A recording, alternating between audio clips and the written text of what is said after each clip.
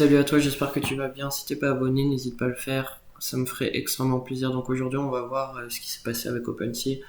Donc OpenSea qui a subi encore une fois un hack.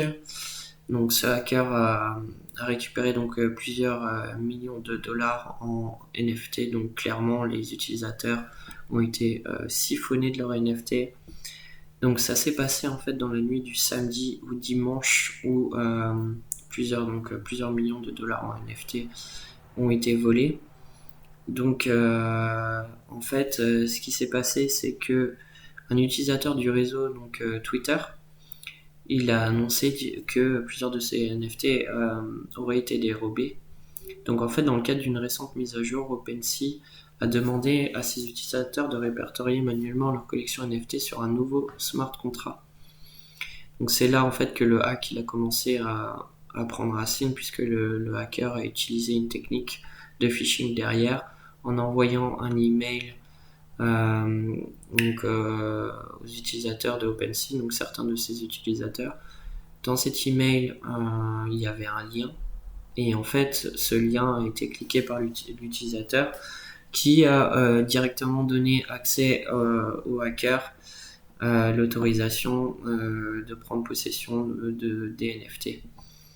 Donc je vais vous lire le tweet en fait du français, donc qui est indiqué avoir une chose en commun en fait avec la plupart des gens qui ont eux aussi été hackés. Donc salut tout le monde, je me suis connecté avec quelques autres personnes qui se sont fait pirater tout à l'heure. Nous n'avons qu'une chose en commun. Tous nos NFT volés étaient ceux que nous avons migrés manuellement sur OpenSea. Donc voilà, donc la panique elle s'est directement répandue. Personne ne sait exactement ce qui s'est passé, qui est derrière cela, qui est le hacker. Est-ce que certains pensent que c'est même une personne, un ancien employé de OpenSea qui serait un petit peu revanchard. Mais une chose est sûre en fait, c'est que ces fonds ont été transférés directement sur une adresse qui a récolté en fait plus de 500 Ethereum en 10 minutes. Voilà, donc au niveau donc l'email, c'était donc un lien malveillant, donc toujours faire attention en cliquant en fait sur les liens, même au niveau des exchanges, bien ça bien regarder si le récipient c'est @crypto.com par exemple. La même chose pour OpenSea.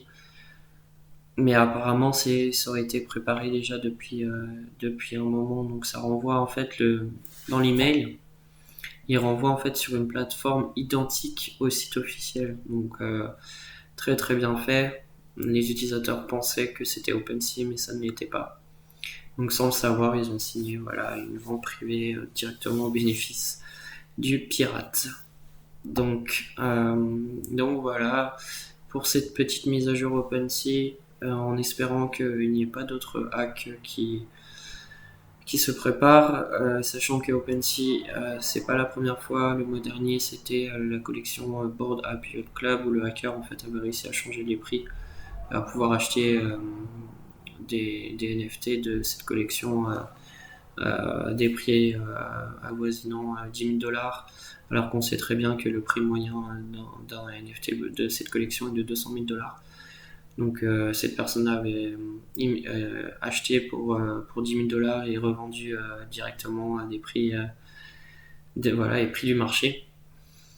Et c'était lié à une faille au niveau de l'API en fait. Donc voilà, je vous remercie pour votre temps et on se voit pour une prochaine vidéo. Ciao!